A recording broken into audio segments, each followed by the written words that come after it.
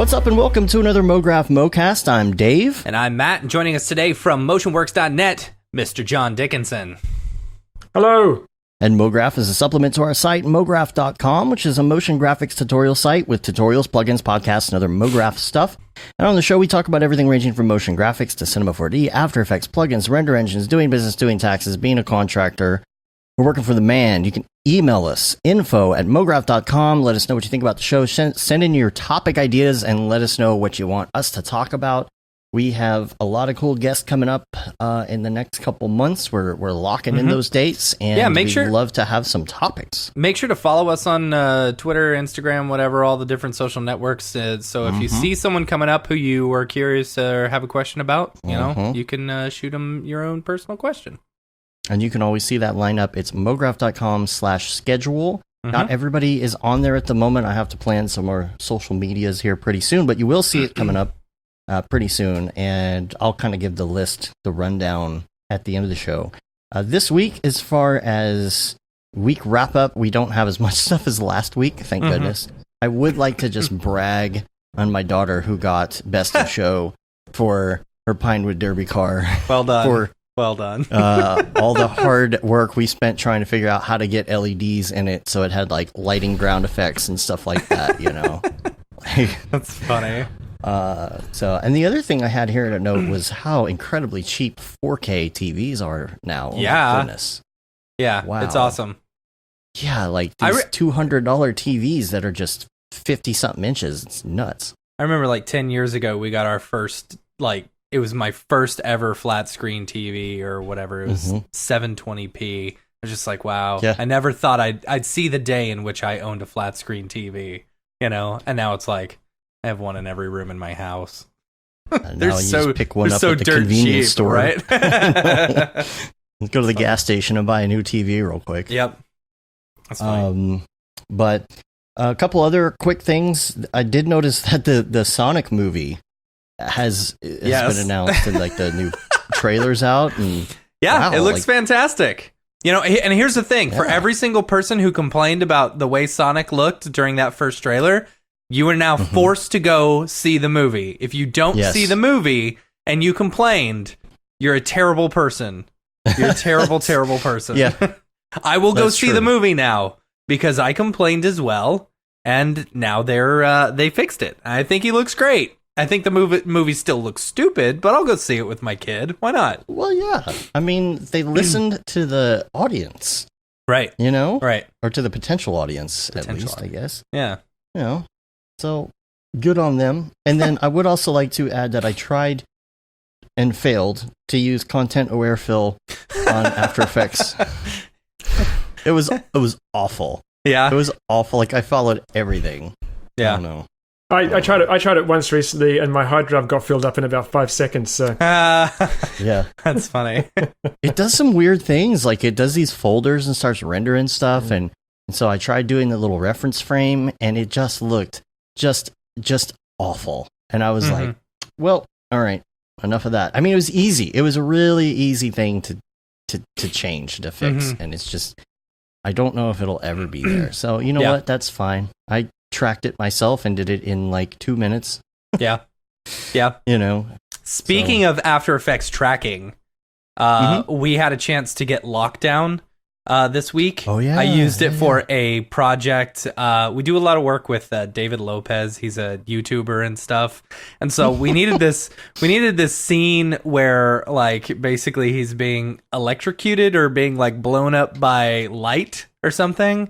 And so I had seen Lockdown. I had seen people talk about it. You can get it on A-Scripts. It's like $250, but it is incredibly worth it. It is super, super cool. So basically, it's like you set a whole bunch of points on something, and then it will motion track all those individual points and create a stabilized pre-comp that you throw the stuff in there, and then it automatically warps everything perfectly. It was so great that I didn't have to go through and like cut out the arms and cut out the body and do that and then stick everything on it. It was just, I tracked a bunch of points and stuff like that, threw it on there, and holy cow, it is an incredible plugin.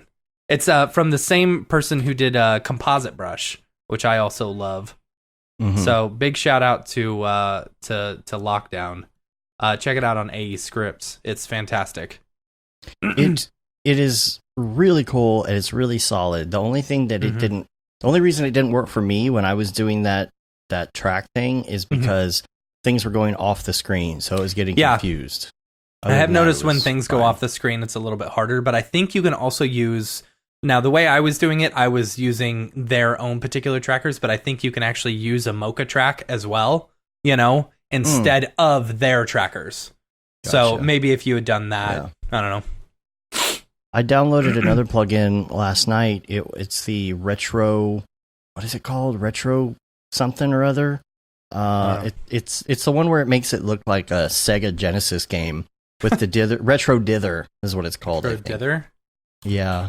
Somebody was telling us about it on the show, and I was working on something I needed it to look. Oh, right. Yeah, I remember them talking So- about this. Yeah, it looks cool. Looks super cool. Yeah. I'm having issues though. Like Are you? like open it up and you get a black screen, and every couple frames work and some don't. Maybe it's That's just weird. something about my system. I don't know why. That was in 2019 and 2020 that it had that issue, and now I can't click the little register button anymore. I thought maybe, like, I feel like something happened in the registration process Okay. with the removing the watermark, and I cannot. How do you uninstall a plugin to where you can register it again? I don't know. I think you don't just think I know. take it out and then redo it, did. right? I couldn't re-register, so I think that's kind of where I'm stuck at. But I'll keep you updated. Weird. Last thing on the week wrap up: the 3D Design Plus Motion Tour is almost over. It's almost over. We've got Denver tomorrow. Man, Denver's going to be insane. Yeah, There's going to be so many people out there. If you are, I'm glad we put together this last minute party that people threw us into. Yeah, it was sold out last week, but EJ added 25 more tickets to it, I believe. Are they sold out? I don't know. I was gonna go on and check. Let me see if I can figure that out. But it's going to be okay. So 3D Motion Tour during the day. And then in the evening, we're going to do this little meetup deal, and it is going to be at 6:30. So we'll see. We had 110 people registered, added 25 more. Jeez, yeah, that's insane. So, yeah, we'll see if it sells out or not. I can't find the dang link right now, but I'll look it up and see. Let's see. Yeah, I can't find it in here. Anyway, that'll be fun. Come join us and EJ and the Aryevs, David Aryev and Chelsea Beeple, and Nick Campbell. Lauren Is Chad going? Yeah. I don't know if Chad's going. Chad, Ryan Talbot, Matthias. I think Paul Babb's going to be there. It's like the Magnificent Seven, isn't it? Yeah, it is. It really is. It's going to be fun. It's going to be we're flying in super early. Like we're leaving. Yeah, but that's the way to do it. 6 a.m. I'll tell you what. When I went up to Portland to check out the new Camp Mograph, I had late flights each night, and I hated it. I could not sleep on those late flights. I'll tell you, first thing in the morning, like 6 a.m., like you wake up at 3:30 in the morning to get to the airport, for your flight, and then just sleep the entire way. That's the way to do it. Yeah. Well, it's going to be a long day, that's for sure. And then we're coming back the next day. So join us there if you're in Colorado, and make sure that you check out if you can make the DC or Miami 3D Design Plus Motion Tour. DC is on the 2nd of December, and then Miami is December 6th. And and also we don't have all the details yet. We are planning a late January, early February event. It's going to be like 2 events in one, 2 different days. More info on that to come, but it will give you a reason to fly to Dallas and come hang out. So, why not? Let's make another party. Why not? Whatever. All parties. Yeah. Did I mention that thing you said that we're on Skype every day? So I sat down and called you on Skype, and you're like, man, we got to stop planning parties and start making money. I know, Yeah, it's like every event that we do, we put together some sort of party or something, and it's like, Yeah. can we just not do a party for one We're known event as and the just actually party like guys. enjoy it? Yeah. Which is dumb. I don't want to be the party guys. Like, So we didn't have to do much for this party. It was just, here's a bar we're going to. It's Yeah. not really a big deal this time around. yeah, really, It's not- EJ did all the work. Yeah, he It's did. fine. I just made the poster. Right. So, yeah. Anyway, let's go talk about. Let's get to the meat of the show. Let's talk about some motion graphics and things. I'm going to start out with Ravcock. Hold on. What's your flavor? Real quick, before we jump into that, I do want to say, for those who went to Camp Mograph, yes. this year, make sure and check your email in 2 days. All right. So in 2 days? yeah, on the 20th. Or you're Yeah. going to send that on the 20th? Yeah, I'm sending it on the Okay. 20th. Yeah. Okay, So gotcha. anyway, check it out. You'll get it. You'll have an email. I'm not sure if we talked about it or not, but Camp Mograph 2020. We did. Okay, whatever. But It's- yeah, go ahead It's and it's give in the- Portland, Oregon. Super pumped about it. Yeah. We got a bunch Sponsors? of really great sponsors. Not everyone signed their contracts yet, so I'll hold off on that for right now. Okay, cool. But right now we got Max on, of course, and then a bunch. I have a feeling we have a bunch of returning sponsors as well, and then a couple new ones, which I'm really excited to announce. I'm But, excited about the new ones, but we can't talk about it yet, I guess. yeah. It's all right. Cool. Yeah, so keep an eye out for that. And then Tickets will go on sale let's- April 20th, 2020. So for the masses. for the masses, yeah. Yes. Yeah. Cool. Let's go back to Ravcock. What's your flavor? What's your flavor? Now, I guess first question, John, I'm going to ask you is what render engine do you prefer? Well, I use Redshift, Yeah. but I was very late to using render engines. I was about to jump onto Octane, and Brett Morris had talked a lot about Octane, and this was what Redshift was announced on Cinema 4D 2 years ago. Yeah.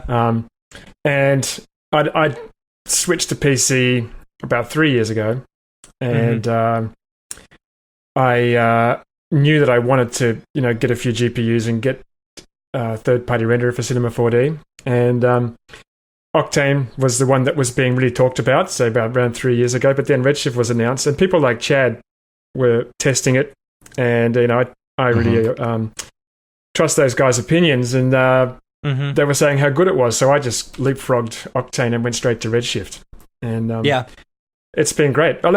People have more than one render engine on their machine. I haven't had two. Luckily, the clients that I'm working for switched to Redshift, so. Yeah. So if I had to put another one on, I would if there was some good work involved in it, some payable jobs. But Redshift is everything that I need. Yeah. I've got to say, I remember watching your work into 3D. Like, you were a big After Effects guy for a really long time. And then you started getting into cinema. I think about the same time that the what was it? The Make It Look Great 11 came out with the big sculpting, or modeling stuff. And just seeing the stuff that you were creating was like insanely good. Yeah, thanks. I appreciate that. I actually started using cinema probably about 7 years ago. Okay. Sorry. No. But it goes back further than that, because when I first started in this industry, doing motion graphics and doing 3D, but they're different things. There was a few in the early 90s. There was a few plugins around, things like what was it called? There was Zaxworks, of course. Yeah, Zaxworks. Yeah, and I have had quite a long relationship with Zax, and we started back many years ago with Zaxworks. 3D Invigorator version 1. And nice. I remember when he was testing. Well, he hadn't actually. I don't know if it was a full release or not, but he was. It was version 1.0, and he was at a trade show, and everyone was crowded around his booth, and it was like, oh wow, 3D and After Effects. It was really groundbreaking, and obviously I skipped forward a few years, and then Mograph was released at NAB for Cinema 4D, and I remember being at a booth with Zax presenting, and there was the Maxon booth opposite us, and we were facing each other. And we were thinking, we were looking over there, and what's this Mograph thing? And I mean, for me, it's like I'm a user. I don't own a company like Zax's, so it wasn't really right. I didn't really feel the pressure or the competition, but you could tell that the competition was about to heat up, and so around that time 3D and Cinema 4D especially became an important part of being a Mograph artist, right? Mm-hmm. You can't really be a Mograph artist these days if you don't understand 3D. Well, that wasn't the case back when I started. I think you're definitely true about that. I started. Basically, it was like, okay, I started in corporate, and I'm going to do, and I was doing editing with Avid. It was one of the very first. It was Avid Express. It was so expensive, a desktop system, and I'd heard about After Effects. And this was version 3, and we got a copy of After Effects, and of course, I started to sort of sidetrack into After Effects because it was so interesting. And I remember the moment when I was at the Computer Graphics College in Sydney, and I was sitting in front of After Effects and thinking, damn, I could do this all day. This is so interesting. I love this stuff. And I started using it, 22 years ago? Maybe more, 23 years it's ago. funny, like I was doing the math the other day and I was like, wow, I've been in After Effects for 16 years. That's insane to me, Yeah. Yeah. But back at that time, I was also interested in 3D, and I was I was looking at Infinity and a couple of other applications, and one of them was Macromedia's Extreme 3D. Okay. I don't know if you remember Extreme 3D. I don't remember that one. No. You're the only person that I think I have ever heard mention Infinity before, and like that was what I learned 3D on for the very first time. Like that has like a special place in my heart. And they were slow and they were complicated. But Extreme 3D was the first time I thought, man, this 3D stuff is really interesting. I remember that one of their promo videos had a lamp, and there was a ball rolling, and as the ball rolled, the lamp kind of went up and then followed the ball around, and illuminated the ball on a desk or whatever. And I thought, wow, that's so amazing. But at the time, I either went down the 3D road or I went down the motion graphics road, and I found that the motion graphics and After Effects was gonna. There was a lot more that I could do at that time.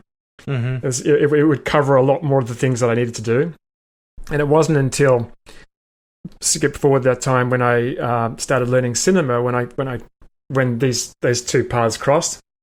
But I always knew right back from the time that I started using Extreme 3D that I had a fascination with modeling. Even though I hadn't done any modeling, I thought that looks really interesting. It's something I'd really like to do. So one day I'd like to focus on that. And I started seriously sort of watching tutorials and practicing probably, how many years ago now? Maybe 5 years ago. And I haven't stopped. So I've watched everything I could I watched everything I could that was available for cinema. And on YouTube, I started watching Maya tutorials and Max tutorials because I ran out of Cinema 4D tutorials. So did you jump into Maya or Max at all, or I started on Maya before Cinema 4D. Really? I remember doing a tutorial and modeling some axe, like big sort of like Lord of the Rings. I think I've done that tutorial. Axe. Remember that tutorial? It was I think it was a Maya training manual or something. I did it from. Okay. Yeah. But the funny thing is, I jumped into it, and the first thing I did was modeling. I mean, Maya is a massive program, but I was just interested in the modeling. And because I figure if you can model something, that's like the most basic thing you can do in 3D. Of course, you can grab someone else's model, but if you're building your own stuff, it makes sense for me to be, if I'm using a 3D app, if I can, I mean, you can use it for a lot of things, particles, all kinds of things, but if there's not a polygon in there, if there's not something in there that you can build the rest of your world around, then you don't have anything. Yeah, I just love the idea of building my own stuff. Yeah, the stuff that you model is incredible too. I remember when you were first. The topology is so clean. Yeah, so clean. That's what I was going to say. Like your topology. I look at the models that you're creating, you know, and I get so jealous, so jealous, you know. It's a blessing and a curse. So let me skip back. I just wanted to mention that I just mentioned that I was watching those tutorials, and there wasn't anything. There was a lot of gaps in my knowledge. I kind of knew what I didn't know. I knew all the basics, but I wanted more. And I was at the time. This was about 5 years ago. I was modeling a Beretta pistol, and because I always decided that I would try something really difficult, because that would, there's altitude training. You just bite off way more than you can chew, and then you sort of bumble your way through it, and you learn. And there was one particular little switch on the gun, and I just didn't know how to do it. I just didn't know how to approach it. And any of you who've modeled, who don't know a lot about modeling, will appreciate you saying my stuff is so clean. When you don't really know much about modeling, you end up with a lot of mess. And you literally paint yourself into a corner. And but I tweeted out that I just didn't know how to approach it, and a guy named Toby Pittman, who was following me on time at Twitter, he said, I'll record a quick screencast for you. So Toby recorded the screencast, and his approach was unbelievable. It was like, when someone shows you the right way, it's like, oh my God, it seems so simple.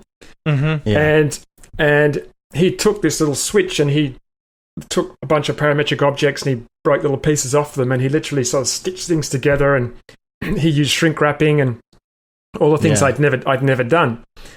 And I knew immediately that this guy is really good, because Toby already knew how to record tutorials. He actually has a background in music, because Toby's day job is as a musician. He's a very talented musician and music producer, and he does 3D modeling in his spare time because it's fun.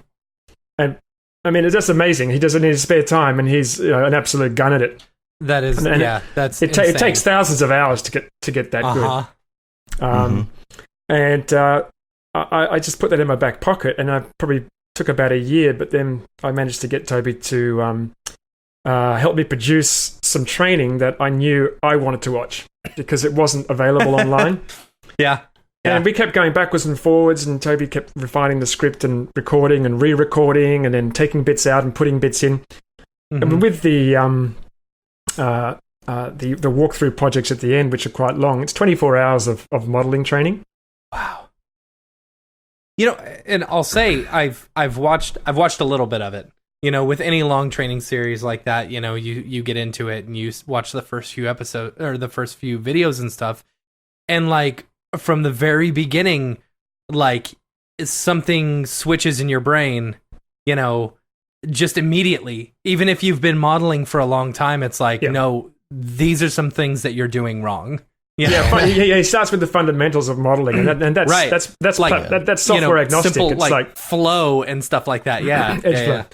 And so if you understand those basics, then you start each model from a really good place, and you really have no option but to produce clean topology. Because you're not introducing any issues. I mean, I still wring my hands when I have a model that's got a complex model that has one triangle in it, or it has a complex, or it has a 6-pointed pole, a complex pole. And that actually is not a good thing. It's funny because when I started, everything had to be quads. God, it's got to be quads. I can't sleep if it's unless it's quads, right? That's crazy. And I've actually come sort of full circle with that, because I've learned from watching other people, and also the deadlines are important to meet. And I have been in a situation where I was working very hard on a model, and I met the client's expectations quality-wise, but I didn't meet the client's expectations time-wise. And the client let me know that they were disappointed, and I apologized, and I said, look, it was more difficult than I thought. But if you're spending too much time trying to get geometry that's perfect, then you can have issues in other ways. Things with timing, deadlines, and what is perfect. Because if you've got a little hidden triangle at the back of something which you're never going to see, or an n-gon that's on a completely flat surface, then it's going to look no different than if that was quads. Yeah. So I understand it as I've done modeling for longer. I understand what I can and can't get away with, but keeping the whole deadline issue in the mix is really important. Yeah, and I think that's why so many of us are junk modelers, because we're throwing things in the background of scenes, or we're kind of slopping something together that's just going to be dirtied up with a bunch of filters or something anyway. And it's about making that decision when it's important, because obviously if I were making that model and I was going to sell it on Turbo Squid, I'm not going to do that same technique, So it's just kind of making that judgment call.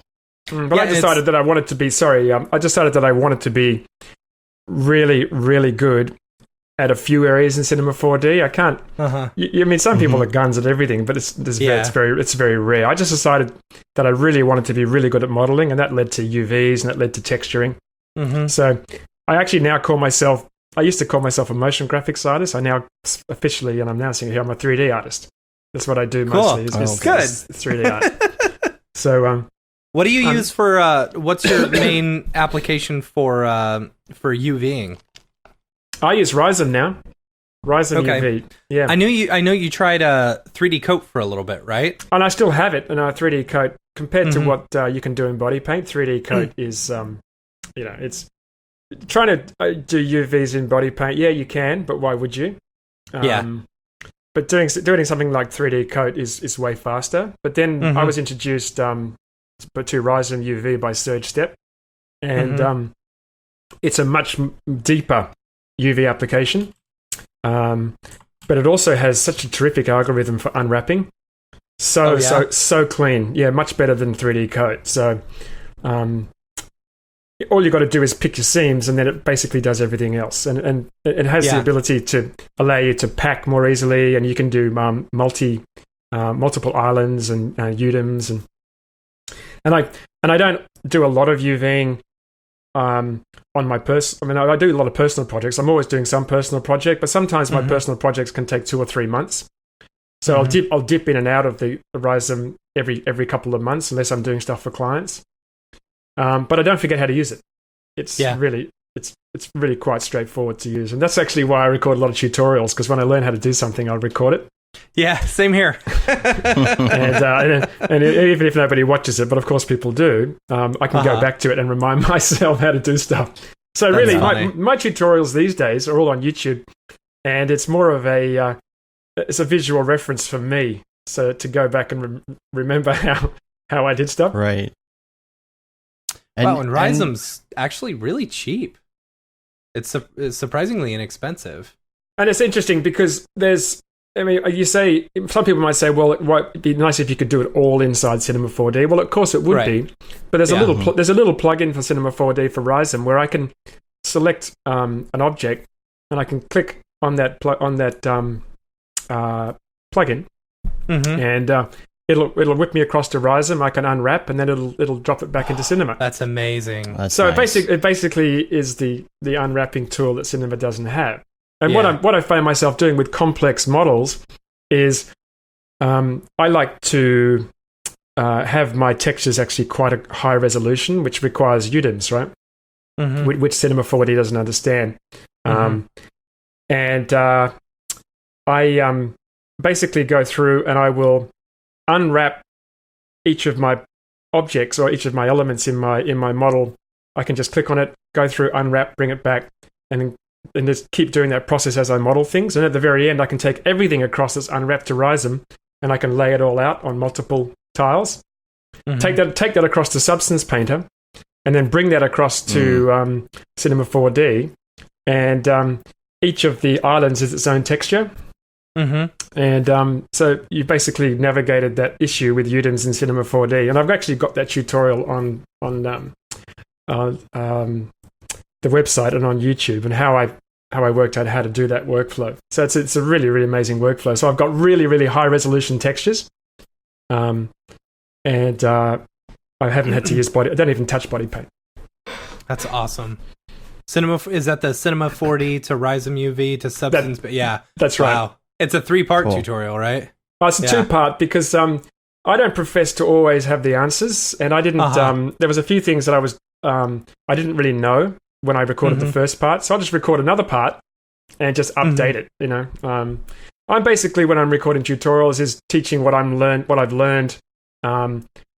And that's all any of us do, you know. It's like, and that's the thing with when you're creating tutorials, if you figure out something super cool, you know, and you're like, oh, I haven't seen this be done before. I want to teach other people how to do it. Yeah. Got to tell everyone. I'm the first one to figure it out. Or if there's a complex problem, you know, Yeah. and you figure you can't find anybody else who has answered that problem, you know that it's a good thing to put out in the universe. Yeah, I mean, a perfect example is an issue with anisotropic radial textures in Substance Painter. That was added to Substance Painter a few versions back, maybe 4 or 5 versions back, and it looks great. It does proper anisotropic radial highlights, but it introduces a seam. There's a visible seam in the exported textures, and I looked online, couldn't find any answers anywhere. And it was almost impossible to find anything about how to use radial textures. And I ended up finding out how I could do it, and I worked it out by deconstructing one of their presets. And I found that every time I exported it, this was for a client, I literally had everything was looking great. It was for a watch. It had anisotropic textures on it. You know, on the dials and stuff, there was a radial anisotropic normal, and it looked great, but there was a big line across it. There was a seam, and I contacted Substance. You know, I contacted Allegorithmic, which is now Adobe, and they got back to me, and they said that they got together and talked about it, and it's a sampling, some kind of sampling issue, and there was no solution for it. There was found it's a limitation of the software currently, so it makes it useless. So I actually had to go in and strip them all out and just do something fake, just to And then all of my hero images on my website, I've actually gone to Photoshop and just painted it out. That's funny. You know, but if you're doing an animation, then you're screwed. So I recorded a tutorial with my findings and how that I'd approached Allegorithmic, and this is what the answer is currently. And I think it's really useful to share that kind of information. Yeah. That's cool, man. How long ago did you start MotionWorks? Yeah. Like, and what was the inspiration behind it, you know? Let's see. MotionWorks, wow. I don't know, 14 years ago maybe? Wow. 14 or 15 years ago. MotionWorks, well, so when I started using After Effects, I actually went back to the Computer Graphics College in Sydney, which doesn't exist anymore. It actually went bust during the dot-com bubble. Interesting. As soon as the dot-com bubble burst, the school went out of business. But I went back there during the good times after I'd done a desktop publishing course and said, hey, look, this is some of the things I built in After Effects, and they immediately asked me to teach it. That's funny. Which was interesting for me because I'm like, how am I going to teach it? I just learned how to use it. Right. But I'd taught martial arts for years before that, so I wasn't uncomfortable being in front of an audience. Right. So I did end up developing a course for them and teaching it there. And MotionWorks kind of sprung out of that.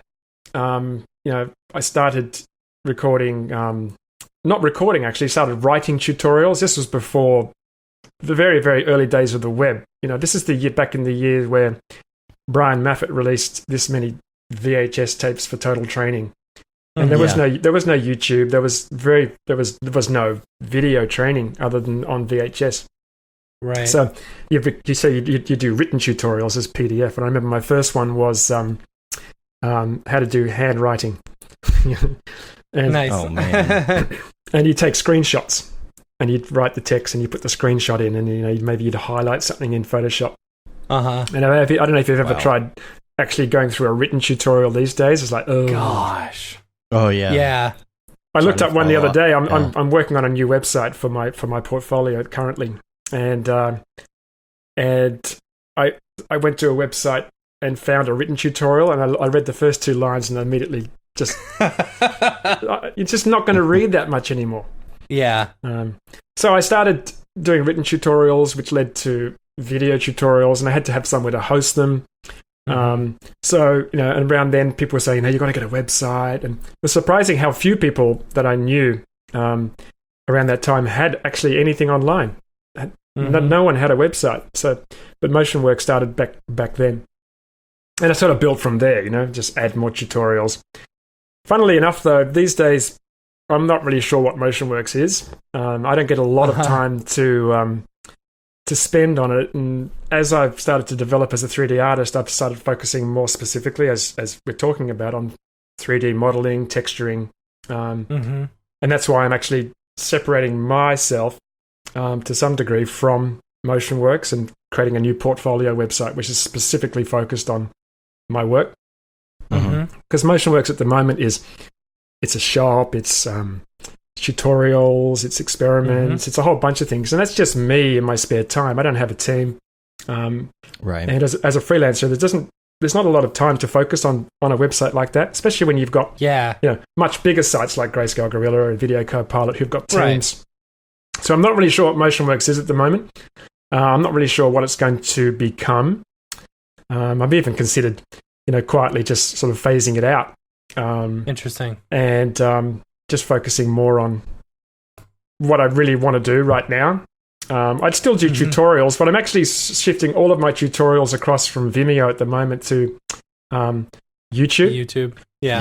And these days I find myself... everyone's doing that. Yeah, I'm posting to YouTube, but I'm not even posting them on MotionWorks.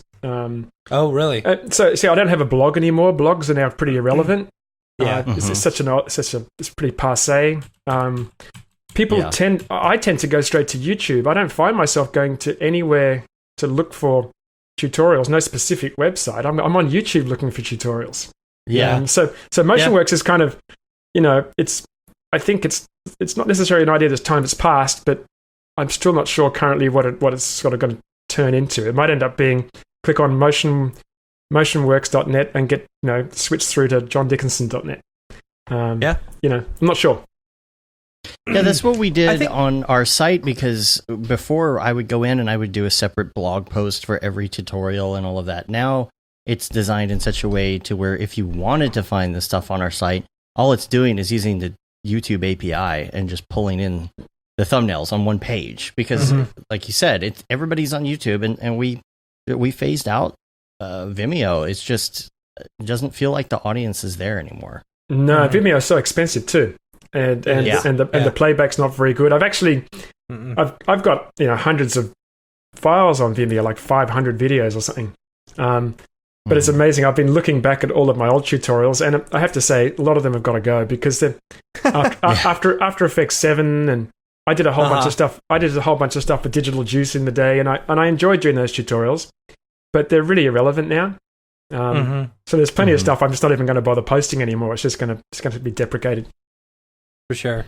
Yeah, and if you cancel your Vimeo account, those videos that you added in the pro version disappear right away. I know, I'm downloading them one by one. Don't you hate that? Man. It's like, I know. Yeah. I thought about paying someone to download them for me, but then when I realized that I didn't really have to download that many, because there's not as many as I thought that are actually relevant anymore. Oh, that's true. I just download them one by one and upload them straight to YouTube. That's funny. Yeah, I don't think we're going to ever repurpose Matt's cola bottle tutorial. Nope. it gets so many hits. Oh, it was a long time ago. A long time ago. Yeah, you look at it now. Yeah, I'm like, ooh. how to create a photorealistic cola bottle, and I look at it now, I'm like, that's not photorealistic. You idiot. It's it was a long time ago. Yeah. I did that one because I figured out how to do condensation on a bottle, and I was really excited about it. Right. So, and somehow it got like a ridiculous amount of views, like right off the bat. I don't know.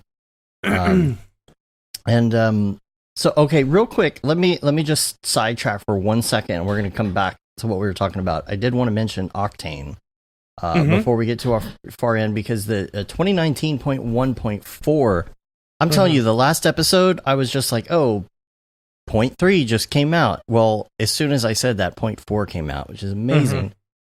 I did have a really weird issue today, which I'm still trying to figure out why. Oh, is and that the loading thing? The loading thing. So the texture loading. I had a bunch of pretty high res little characters in a scene with some high res textures on them, which usually isn't an issue. And I hit render, and it would come right up. It was totally fine in my viewport, or in my IPR. Well, all of a sudden, it was doing this Octane is exporting textures thing. You know, like it does when you have a regular Cinema 4D texture that's not an Octane texture. Yeah. You know, it has to like convert and export those. It was acting like it was exporting these textures, and they're very high res, so it was taking like 2.5 minutes before it would start rendering. And I'm like, it wasn't doing this 5 minutes ago. So I at one point there was one Cinema 4D texture that was on a mask, and it was just black. And if I turn that texture off, or turn that entire object off, then it wouldn't export all my stuff anymore. It's like it's trying to export them because it knows there's one Cinema 4D texture in there somewhere. And then it started doing it again when I turned on an EXR file that I had inside an HDR. I don't know if this is a bug or what it is. Have you hit up Amit on the It just Slack? happened. It just happened. So I'm like, okay, well, let me dig into it more, see if I can recreate the problem and go from there. But just in case anybody else is having that issue, you're not the only one. And then, that's about it for Octane. Other than that, super stable. I really like it. I'm using a combination of Octane and Redshift for a project because I love working in Octane, but it's one of those things where we're going to do God rays and fog and all of that, and it's easier to just take your project, strip all the textures off of it, go over to Redshift and do your fog and stuff, and add that back in as a separate pass later on. And something else I was going to bring up and ask both of you, and this is a question that I'm wanting to hopefully remember to ask guests from now on if we get around to it, is how often do you use render passes? Because we know why render passes are good, why render passes are great in post, and if you're doing something very high end, that's a good idea.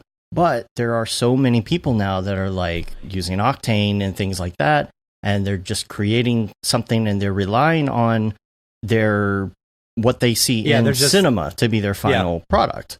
Yeah. So I'm trying to gauge who is still doing passes, who's not doing passes. So I've one of the projects that we're working on right now, they specifically wanted one of the elements in there to be highlighted. So, I mean, that's an example of when I would use a render pass, but like for the most part, it's mostly just straight in camera or something like that, I only really use them for object buffers, because even though these GPU render engines are fast, whether you're using Octane or Redshift or whatever, if you're doing, more passes and stuff like that, it's still going to add more time to it. I'm kind of the same. I'll just do a puzzle mat in Redshift. And just use set mat in After Effects. Right. Just because it's important, obviously, when you're lighting, to not push it too hard in your 3D app. You want to. I mean, good lighting takes a lot of skill. I've actually been watching Tim Clapham's new Redshift lighting training, which is really good. You can never learn. You can never learn too much about how to light properly. Did that one just come out? Just came out recently, and I watched the first tutorial from Tim, and it was just a kind of refresher for me. But I quickly took down notes about. It's easy to forget in. It doesn't matter what piece of software you're using, but with lighting, there's just as long as you understand a few basic rules. I've actually got them. I wrote them down on a piece of paper. Yeah. What are they? Tell us. And it was things like, and this was a really good one because the thing that I'm currently lighting, I'd lit the scene for the client, and I was doing some R&D, and the whole thing was blown out, and I wasn't putting nice soft shadows onto the seamless floor that I'd created. And then I was watching Tim's thing, and the first thing he said, you want to light at a real life size for the objects that you've got. So I was doing these little cardboard cutouts, and I think the one I had was like 6 feet tall. Where it should have only been a few centimeters tall. And when I did that, everything changed.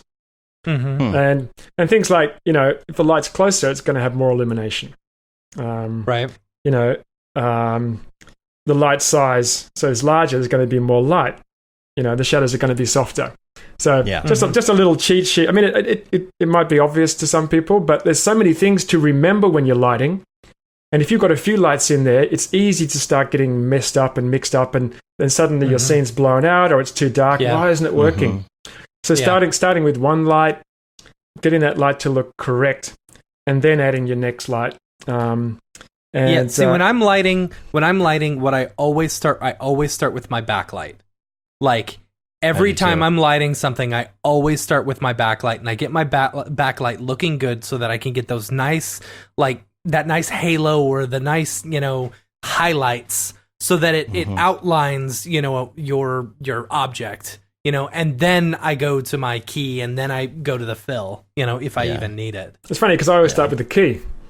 That's funny. I'll just do it the way I traditionally learn how to light in the real world. I'll put a key on. I'll fill the shadows with a little bit of fill, and then I'll use a backlight or halo light. Yeah, see, that's the way I would do it in real life too. but not in 3D. But not in 3D. Yeah. I always start with the backlight. Yeah. When I'm doing something that really needs that good lighting, I've actually, like Matt, I sent you some shots of some stuff I was working on the other day. I've really started to stop and try some different things. Try it this way, and then try it this way, and then try it this way, and then decide what I like, instead of just diving in and be like, okay, throw the lights in there. Okay, yeah, we're good. Just really experimenting more with lights. But one thing I want to add to this is I've been updating my portfolio site, as I mentioned, and it's been requiring me to revisit a lot of my previous projects. And, crossing my fingers, will they open? Is everything going to be connected? Yeah. And surprisingly, I was able to get into all of them and, open them up in Redshift in the latest version. And, at any point, did you go, oh, man, this is so unorganized? Because that's what I would do if I opened up some of mine. When I'm doing a personal project, when I'm doing the final renders, I've got my lights in the scene, and then I've got a camera, and then I'll render out the pose. And then I'll move the lights, and then I'll move the camera. And that's all great, as long as the only images that you want, you never want to come back to them. But of course, I came back to these files wanting to have a much larger render, like 3,000 wide, right, for the site. And all the lights are turned off, or the camera's turned off. I can't recreate the pose. But one of them, I'd actually use takes. There was one of them I'd use takes, and I had all of my lights and my cameras in nulls. Oh wow! No, that was separate actually. No, I'd use takes, but I'd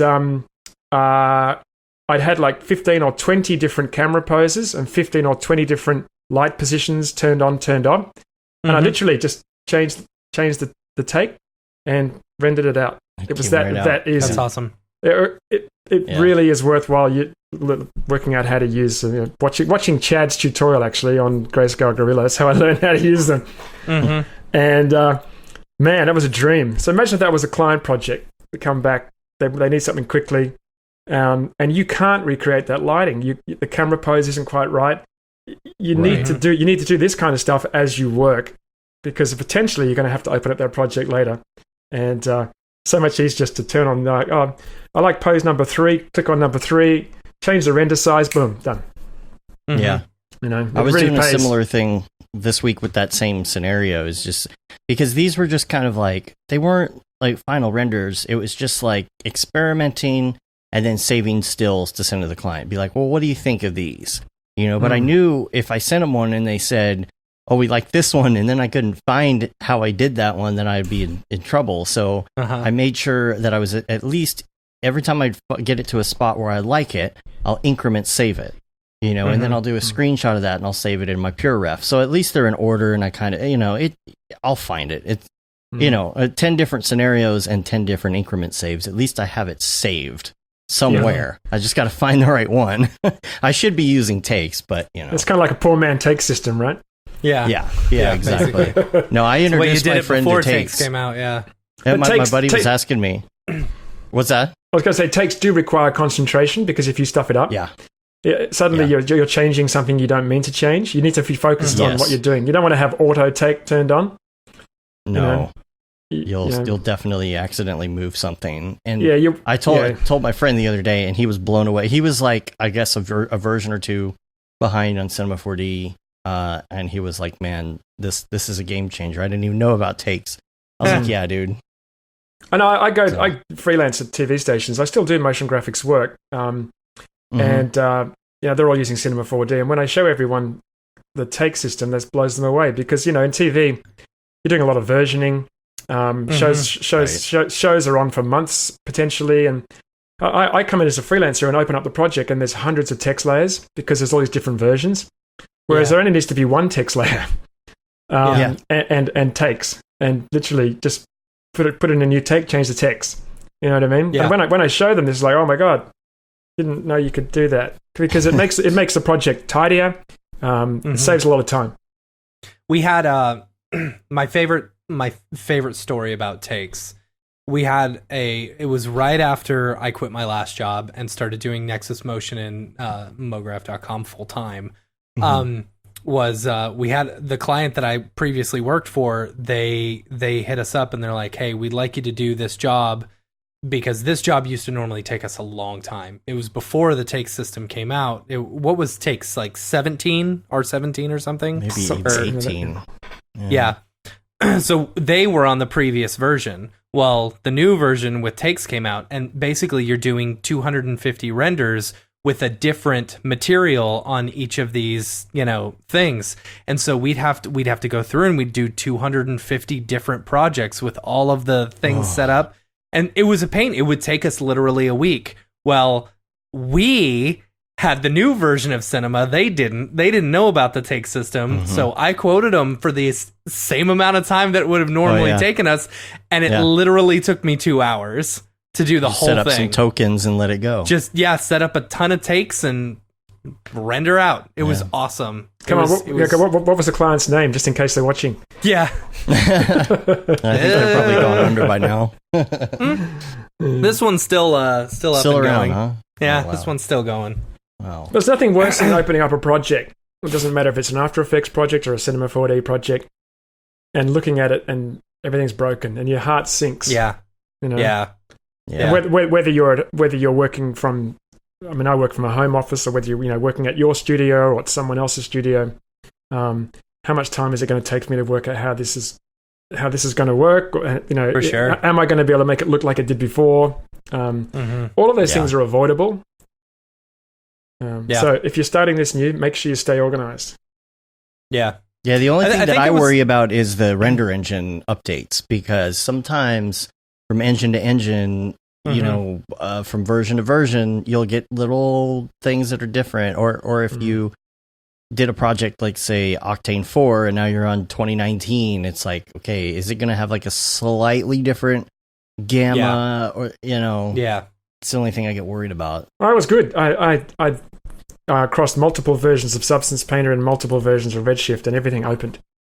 And it all looked as expected. So the only thing was that I'd recently switched from Dropbox. So, of course, all of my, because I work off Dropbox, all of my textures were linked back to Dropbox. So everything was missing. So I had to go in and set the texture paths to make sure things worked, because I wouldn't want to go into 50 textures that have normal and roughness and diffuse and go through and change all those. It's just crazy. I don't know if this has happened to you, John, or maybe this was just a fluke, but I did something recently in Redshift where I opened up a project. So basically I was saving something out to send to Pixelplow. And so I localized all my files, And when I saved it with assets, it didn't bring in any of my files or my textures or anything, just the project. And then when I opened up the project, all of my textures, were unlinked. Like the pipes were disconnected on the nodes. Yeah, so I had to go happen. back through and redo every single texture for all my textures. That was super annoying. Yeah, no one wants to ever do that kind of stuff. You never want to be wasting time doing that kind of stuff. Yeah, and when you've got someone who doesn't make a very happy node tree, and it's all over the place, and you're like, well, which of these got connected where, and why are there extra things here? Yeah, you want happy trees. Yeah, mine are generally pretty totally. simple. I've seen some that screenshots of some people's node trees, and they're just like, yeah, oh my god, it's just so complicated. You talked about like keeping organized and stuff. I want to say Brett Morris has talked about this a lot, and I think he mentioned when y'all worked together. Yeah, we did. Yeah, like this was something that you pushed a lot on to him, and he kind of took that with him. I could be totally wrong here, but yeah, well, it's been a while now. I mean, Brett's a force to be reckoned with now. I wouldn't want. Yeah, he is. I wouldn't want my memories, fading, and I wouldn't want to suggest that Brett wasn't organized. But back in the early days, when at Foxtel when we worked together, I was always sort of letting the team know that it was important that we stay organized, all for the same reasons we've just discussed. Because friends leave friends tidy projects. You don't want to be in a team, and you don't want to be in a team where swearing under your breath. I hate his projects; are always bloody messy. Just have a system.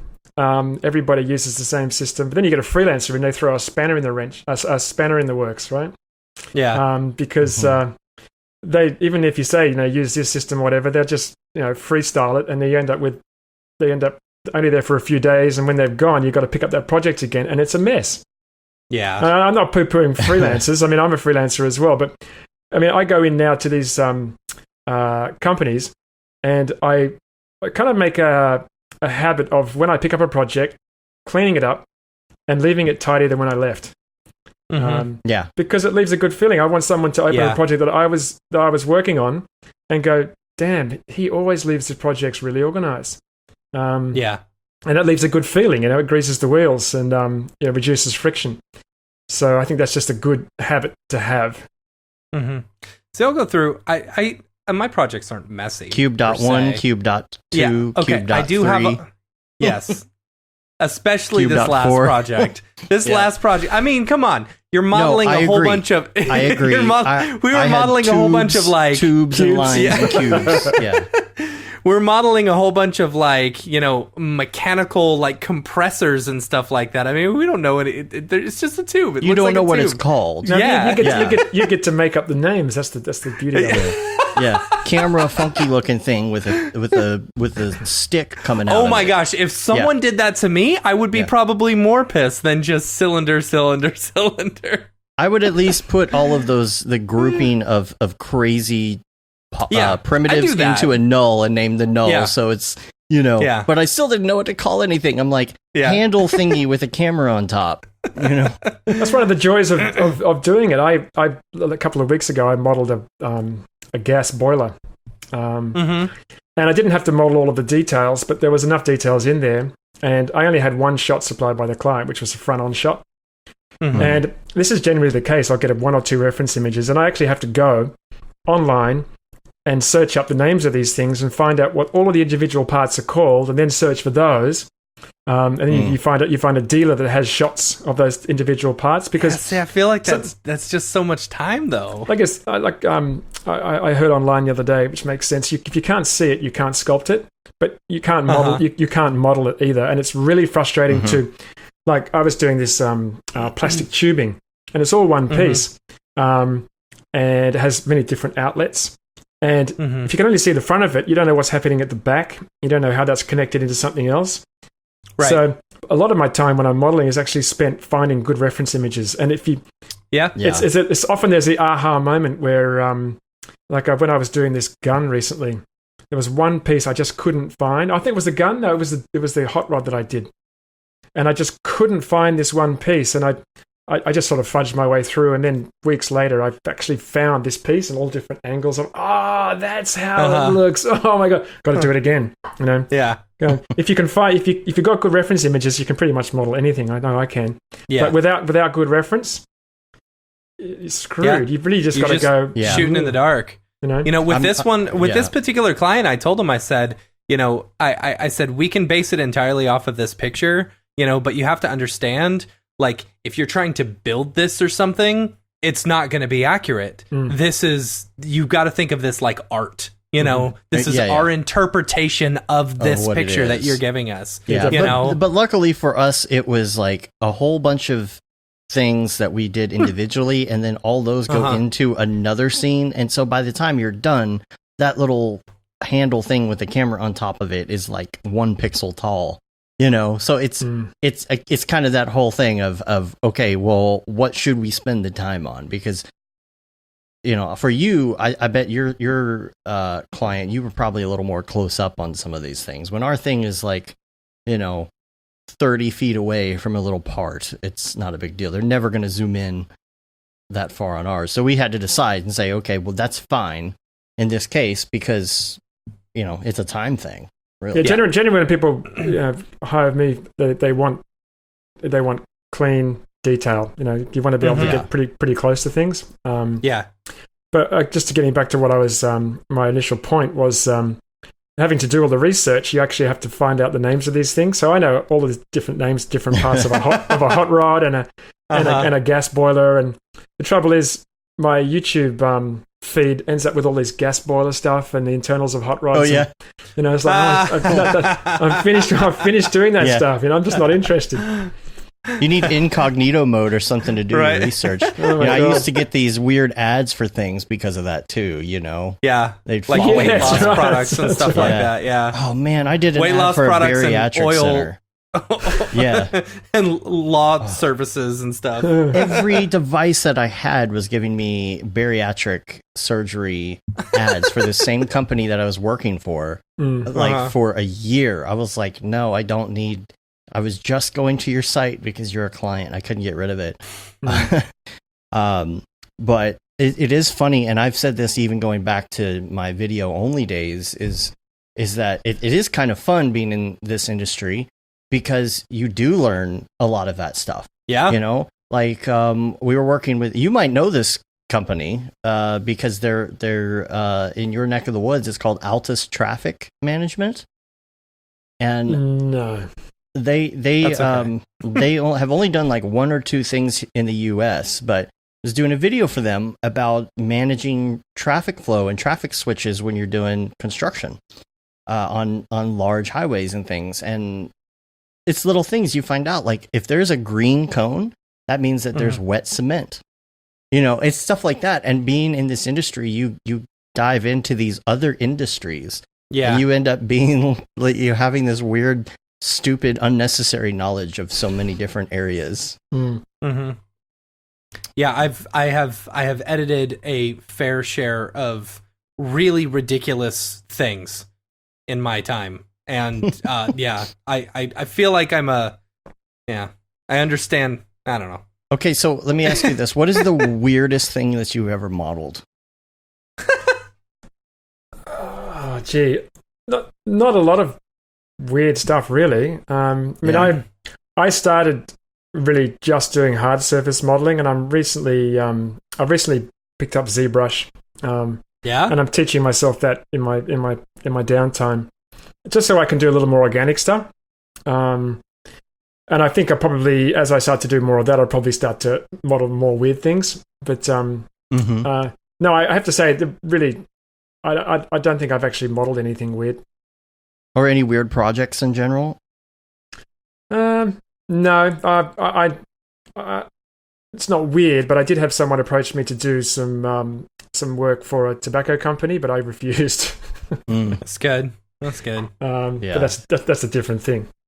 Yeah. But no. I mean, not that I wouldn't model weird things. If I had to model sex toys or whatever, yeah. But I probably wouldn't. Model as I mentioned with the cigarettes, anything that morally I found offensive. When I had someone who approached me about doing something for a Trump campaign, and I refused that too. I don't blame you. This is during times where I haven't got any work as well.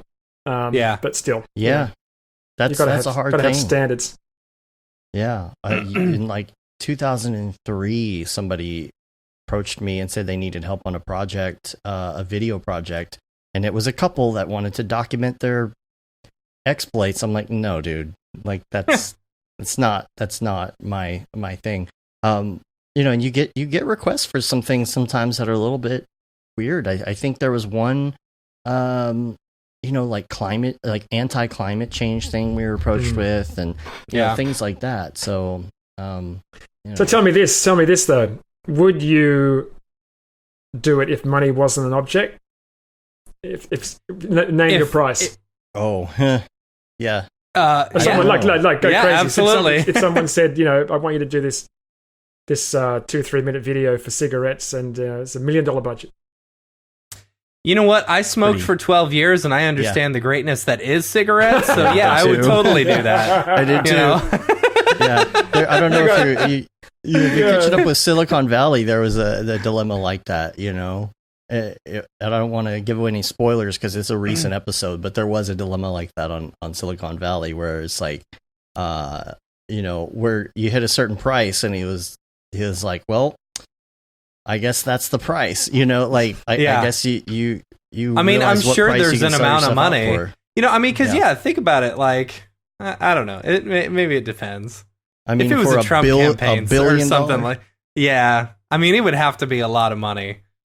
It would have to be a lot of money. It's an interesting question because if you're truly against something, then no amount of money should change that. But then I guess if you're struggling and that kind of money could change your life and change your family's life, right? And if you could take the money and then like maybe take some of it toward an anti something to that same effect. But you wouldn't. Does it balance it out? So you're going to pay me $1 million and then I'm going to put 10% back into anti.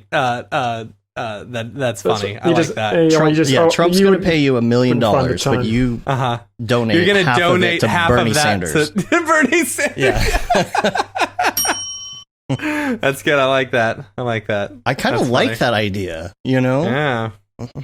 All right. Yeah, but you wouldn't. You'd be so busy doing the next project, moving on to the next project. You go, I'll get round to that, but you never will.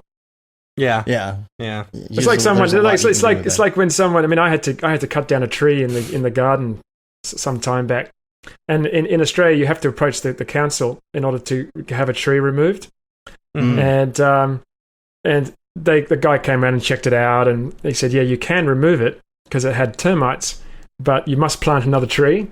And I'm like, oh, yeah, definitely going to do that. And that was like 3 years ago. But thankfully, with climate change and everything, I'm a little more sensitive to that now. I've planted more trees anyway. So, but you have the best intentions, but life moves on. True. That's funny. Now, you mentioned at the beginning, and we talked about this before the show, I think you switched to PC a few years back, and a lot of people are still just hanging on right there with the new Macs coming out. The new Mac Pro, right? The cheese grater's coming up. Yeah. Cheese grater 2.0. How's your journey been on that? Yeah, I think it was about 4 years ago now. I'm still using the HP Z840 that I got back then. And it's been really solid, I have to say. I did have one blue screen issue about a year back. And but a guy named Andrew got onto me from Twitter, and he's a real PC gun, and I think it's really important if you're not comfortable in Windows or on PC to have someone that you can ask questions of. For sure. Yeah. And he logged into my machine remotely, and we literally did a full clean reinstall, but the way a tech would do it. With all the drivers and everything like that. And I ghost my machine with backups using a Cronus every day. So I always have backups that I can call on at any moment. And apart from an issue the other day where the bloody thing wouldn't turn on, my computer literally wouldn't turn on. And I'm calling HP and they're saying, well, do you think it's the power supply? And I'm like, I don't know if it's the power supply. If you have any issues, then you go down a rabbit hole. Well, we can give you a quote for the power supply, but keep in mind, if the guy gets there and it's not the power supply, then he might not have the right. And I said, how am I supposed to know if it's the power supply? I'm not the guy checking the computer. Right. So $800 quote later, I booked it, and then Andrew contacted me and said, I contacted a friend of his at HP, and there's a tiny little power button on the back, and literally it's the size of a pinhead on the back of the computer. And even though I went through all of the online help and it's saying, try this button, try that button, it wasn't mentioned. And apparently there's the power button on the front and the back can get out of sync. And we pressed that button, and then the computer turned back on again, and it's been sweets ever since. And I would have had to have the guy come out, take the power supply out. Yeah, I dodged a bullet there, but I have to say, I've never had a problem with a Mac hardware-wise. And I haven't had a problem with this hardware-wise, but I thought just for a moment, oh my God, a problem with a PC, what am I going to do? I'm a fish out of water. I don't know what to do, Right. But as far as the PC journey in general, no, the kids use MacBook Pros because, they're teens. And I've got a 2009 MacBook Pro sitting here, which is almost ready to go out, to pasture. But no, I love it. I wouldn't change back, and unless there was some real strong reason to do it. Yeah. What do you think helps. if once the Redshift and Octane and all that gets updated to Mac, like, would you switch over? Well, it sounds interesting. Mac has, what's it called on Mac? The system that Metal, right? So I mean, but I'm already working on a machine that's 4 years old. It's actually not got a very high clock speed. It's only like 2.3 gigahertz. It's got 2 CPUs and it's got 20 cores. But nice. As far as work-wise, I'm still really quite comfortable. You know what it's like on a computer. Yeah. As soon as you start noticing that things are happening more slowly, then it's probably time to upgrade. Maybe the software's overtaken the power of your hardware. But currently, I'm able to do everything I need to do. I've got Redshift. I've got a couple of 1080s in there. As far as I'm concerned, it's super fast. But if I start to be in a situation where things do start to slow down, but I have to say, the price of Macs is probably still something that I I agree. And I probably will get someone to build a machine for me. I probably will. I probably won't buy another HP. I mean, I have no problem with it, but I probably would end up getting them. Now that I know more about PCs, I'll probably end up getting a company to. And I could build myself, but I'm not quite there yet. But I'll probably get someone. There's a company over in the US that does it. And I think they have Box. There's Box. Yeah, there's a couple of them. I'm not sure of the name, but I can get that done here, and that way I can get a machine where I can have more cards. I can have I can choose the CPU and have a higher clock speed, and I probably would do that next. I've only got one machine. If this goes down like it did the other day, I can't do anything. Yeah, I'm literally dead in the water. So the next one will be something probably not like a brand machine. It'll probably be something that's built. Right. Yeah. Yeah. It's very nice to have somebody who knows how to do it. I feel like it's almost like this whole thing with people on Mac switching to PC is kind of an infectious thing, because you have a friend who converts over to PC and then they show you and then you show somebody else, and it's nice to have someone say, okay, I went through it. It wasn't that bad. Here's what I learned. Here's how I did the hardware. But it also helps, to, if you do know somebody who will help you build one, rather than paying somebody to build it, somebody who knows how to build it, they've built their own, they can help you do it, and you kind of do it together. You learn how everything works, because it gets so much easier. The more you and once you build do it your own. once, you kind of get it. Following the instructions is pretty easy. I've built a couple like a Lego computers kid. now. Yeah, it really is. Yeah. It gets so much easier with the internet and things like that too, to be able to look something up, figure something out.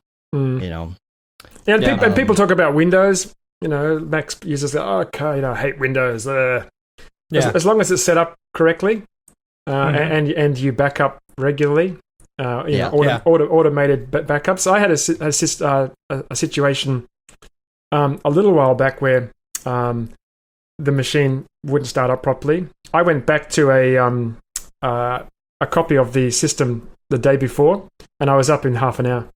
Yeah. Wow. See, that's just great. Pulled it back off a $50 USB hard drive, which is like 2 terabyte hard drive. Just pulled it back off. And I can go back in and choose any files. It's just like having Apple's time machine. So there is everything you need on Windows. There's just more of it. It's a much bigger universe, so it's probably a little harder to find the best tools. Right. But anyone who complains about having problems with Windows, I had just as many problems on Mac. Yeah. I think everyone should learn. Me personally, I think everyone should learn to build a computer. I think that's a really good thing to know, because like if it just given a computer or something, you don't really understand what each of the parts really do. But if you're building it yourself and understand it, like you get that understanding. Like, okay, this is the RAM. Okay, this is the CPU. Okay, this is the GPU. Yeah. Not just, I have this, but why do I have this? And why do I need this? That's why my daughter really enjoyed it, and I think why she appreciates the computer that we built for her. Because we built it, and I told her what each part does, and she put in the parts and put in the RAM, and you really kind of have a better understanding of it that way. Something else that you mentioned when we were talking notes the other day is being relevant over 50. When we were at the Motion when you can find out, tell me, let me know. Well, I was talking about this, and I first heard the joke, I think, in what was that movie? The movie Primer, and he was talking about the engineering joke. What do they do with engineers over 40? They take them out back and shoot them. And there's this feeling like, and this may just be an old school way of thinking, but there's this whole feeling like the older I get, the harder it's going to be for me to keep up and learn things. And, where do I go from here? So I don't think it's necessarily true. I don't think anything's going to change. I feel like I'm still progressing in what I'm learning, but how old are you now? That kind of feeling. I'm 39. So okay, so you haven't clicked over 40 yet. Yeah, I'm so close, and I'm not liking that. But I got a couple weeks till 37. Okay, you guys are just youngsters. Yeah. But what do you do? What do you do to keep up? Yeah, it's I've probably found it a little more confronting this year than I have in previous years. I'm 54 in January. And this year I had literally 4 or 5 months where I didn't have any work. Wow. And that's a long time. But interestingly, we've got a quite closely knit community here. You guys know a lot of guys that I know, and when I say guys, I'm sorry, I mean ladies and men. Yes. People. And someone asked, is it just me or is it really quiet at the moment? And surprisingly, it was quite a long thread on Twitter, and it was people from all around the world saying it's much, much quieter than I'm used to. I think I remember that. Liam mentioned that, I remember. I know Andrew Embry was on there. And it's just quieter than normal, and which is good. I think it's important to have a dialogue online, because we all tend to, especially those of us who work alone, we tend to be in silos. And I think that was good for me to hear. You do, in my situation, when you are over 50, you do that does start to become part of the mix in your thought processes. I started in this industry in my early 20s, and I'm no less energetic now. I haven't really slowed down as far as learning and improving at what I do. If anything, I'm actually working harder now to be relevant. But you do start to wonder when the phone doesn't ring, is it not ringing? Is it ringing because I'm too expensive? I actually applied for a few full-time jobs. I've been freelance for 4 years now. And I applied for a few full-time jobs and never heard back. You just literally you don't hear back. And partly because maybe part of it's due to the fact that your age, or also because at this age, you have a certain rate that you would want per year. And why would anyone hire you when they can hire someone who's 20 years younger for $20,000 less? Right. Yeah. And there's great people in this industry in their 30s and 20s and, better than me at a lot of things. So you have to start thinking, well, how can I stay relevant, and what can I do that will transcend my age? And one thing for me was teaching, and I've been teaching for years, and I did a certificate in training and assessment last year and got the qualification, which I'd had years earlier but had expired. And I'm still waiting for that sort of teaching to come through with local colleges. But I don't have any university experience, so there's potential that even though I've got 25 years teaching After Effects and probably arguably one of the more better After Effects teachers around the world, I might not be able to teach any of these younger students because I don't have a degree. With 25 years industry experience. So there is some potential work there, but there's also I need to find other kinds of work, and this is where I'm transitioning now from. I don't want to go into other people's companies, specifically TV stations, necessarily at my age, at 54. Traveling sometimes an hour and a half each way just to get to work. I want to work more from home. And I don't necessarily want to do the motion graphics as much anymore. This is why I'm really focusing hard on the 3D modeling, texturing, and because I can do that until I'm 80. And I can. It's kind of like a martial artist, right? The best masters are the oldest. They just know everything, and there's this economy of movement, and it doesn't matter whether you're 20 or 80. If you can do it and do it fast and do it well, then you're the person for the job, as long as the price is right. So I think it's important to do. I really want to do now what I want to do. I don't want to do the work that I don't like anymore, and that comes with age. I don't want to have to, do lower thirds and pack shots and that kind of stuff. And I want to do stuff that really makes me, really perk up in the chair. And this is really interesting and fun. So, it's really important to put the work out there that you want to do as a job. I know that this has been said before. I know Buck did a good presentation at NodeFest a couple of years back about when they're not busy, just really doing interesting stuff that they find interesting and throwing it out there. And then people see that they can do that kind of work and they ask them to do that kind of work. And I have got regular clients now that always call on me to do their modeling. And I'm doing more texturing, and more is coming out. And when I launched my new website, I've got up to 20 projects on there. For clients and personal projects, and building, and you build up momentum, and and then that's hopefully going to see me good for the next 4 or 5 years plus. But you've got to stay hungry. I work at home, and you can't just not do anything. So when I've got no work, I'm either working on my portfolio, personal projects, or watching tutorials, and that's a full 8-hour day. Sometimes longer, just to get better. I'm learning ZBrush at the moment. So this year I've found I did notice that it seemed a little bit slower, but then today I went back and kind of looked back at our year, and we did better this year than we have previous years. Like every year is slowly going up a little bit. Yeah, it just felt slower for some reason. We didn't get as many of these big projects, where we're crazy busy for one whole month, or 2 whole months out of the year making, doing something really big. It was more like we had a really steady stream throughout the entire year. I don't know. Yeah. It's good. You got to be. Everyone's always got to be prepared for times when there's not going to be work. Right.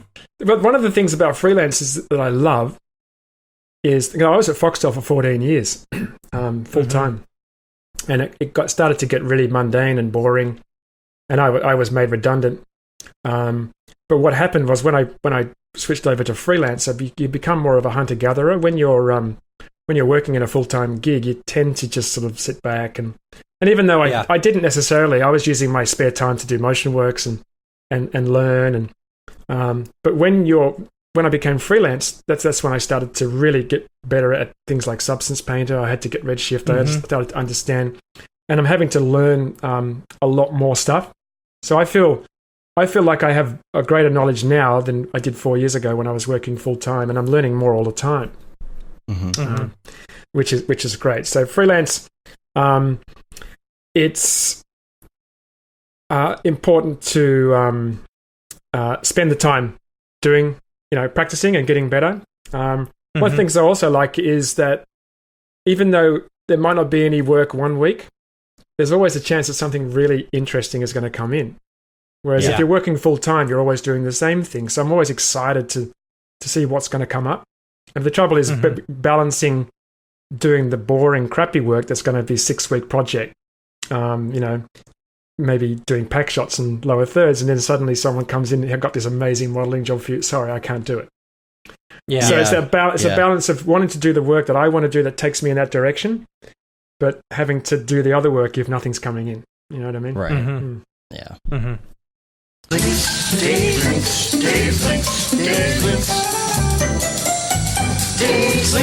So let's move on to some links, because we got a section called Mograph Recommends that we want to do here in a second before we finish up here. But real quick, I did want to mention Beeple did come out with his short this week called Manifest Destiny. That was really good. It's something, I guess, that he's been working on for a while, just off and on, so he decided to finish that, put that out, and he did do a really good process video and show the workings of that. So make sure you check that out. And you can download all of his files too. Oh yeah, and use them for whatever you want. So if you want to do like a re-render and recut it and call it your own, you're free to do that. Yeah. Would you guys download Beeple's files and use them? If someone said, I want it to look exactly like this, and gave me Beeple's stuff, I'd download it, and maybe change a few things in it. Yeah, I don't know. Or if they said, hey, can you download this and so that we can use it? Sure, why not? If maybe they an ask asset for it, or something. Yeah, why not? I mean, that's why he puts it out there. That's why he puts it out there. But yeah, it's really good. Check that out, and then. Hold on, real quick, John. I was going to ask you this because when you were talking about, when we were the conversation just a second ago, are there a lot of meetups? Are you in Sydney or? I'm in Sydney. No, there's not a lot. No. What's that? I know there's Node. You didn't go to Node, right? I actually didn't this year because I've got work on. But apparently it was very successful. It's growing every year. But there aren't that many. That's one of the things about living in Australia. It's reasonably isolated. I know that if I was in the US, I'd probably be teaching full time at events. Yeah, I'm sure. But yeah, it's reasonably limited here. But we're so connected online anyway. There's so much that you can learn. Events are recorded and you can watch them online later all around the world. So. Yeah, are you going to come to NAB this year? If someone invites me, yeah. Oh, okay. For many years, I paid my own flight. And because I was working full time, I just took annual leave and just did it myself. Sure. But these days, being a freelancer, it has to be weighed up with do I have any work on, and if I can get work there, if I'm presenting or that sort of thing, then maybe. But I never say no. Yeah. Cool. Yeah, well, maybe we'll see you at NAB. Maybe. The other couple of links that I had real quick. Am I missing one here? Oh, this I just thought was interesting. It's kind of related to our area. This is a researcher who created an algorithm that removes water from underwater images. I saw that. Yeah. Oh, I saw that. Yeah. Now I don't know about. I didn't read the article. I'll start off saying that, but I watched the video. I will say that they had a color palette, or what are those called? The thing. Yes. Yeah, you know what I'm talking. Why do I always forget swatches, the name of it? I can't remember. Yeah. Not a lookup table. No, it's like the thing that has the swatches of colors. It's you know. Oh man, I have one in the drawer here. I don't remember what it's called. Anyway, like they had one of those sitting there, and I would assume that if you had one, you'd be able to match the colors pretty well, right? It's also about taking the haze out of the water, yeah, and some other things. It's I think it's cool. It's for sure. Other link that I had, and I want to say Phil Roberts, aka Raid Zero, posted something to this. He mentioned me on Facebook under a comment because this was an article about Apple. This is from Business Insider, so it's a pretty credible source. You know what I'm talking about? Sure. Apple reportedly revealed the device it expects to replace the iPhone during a secret employee meeting in October. Now, replace is a harsh word, but they're referring to something with AR, some sort of AR device, and so that's kind of our recurring thing where I say that's what they're going to do. Matt refuses to believe that they would ever come out with AR glasses for some reason. No, when everybody else has. I think they're just silently waiting for the right time because and the hardware to be where it needs to be. The thing about Apple is I feel like if they're going to do something, they're going to do it well, you know? Like that's one thing yeah, they're gonna replace the headphone jack on the iPhone. We're gonna remove that was done well. I'll give you that. But like if they're gonna release a product, it's going to be pretty well tested. Like I think for example, weren't they working on like the self-driving car stuff and they realized that there's just no point and they stopped? Yeah. You know? And I have a feeling like this is what it's going to be. They're not going to be able to figure out the AR in the way that it should be done or something, and they're going to drop it. You know? I don't know. Oh no. That's me. You can think that they're going to do the AR stuff all you want, but whatever. We'll see. We'll see. All right. It's going to be fun, though, one of these days when I'm like, oh, here it is. And you're not allowed to buy it, Matt. That's fine. When it comes out. It'll probably be $80,000. Yeah. It'll be subsidized in your phone bill. Don't worry. Right. I wanted to do this segment because you are a first-time guest. We like to do a segment called Mograph Recommends, where we ask you just about some of your favorite things, because it's interesting to hear from different people in the industry what their influences are. So we wanted to start out with your favorite movie. And I'll preface this as usual by saying this doesn't have to be of all time. These questions could also be a recent thing. So, well, I was thinking about it actually. Funnily enough, top two films are both baseball films. Really? Even though it's not a national sport here. Yeah, definitely Field of Dreams.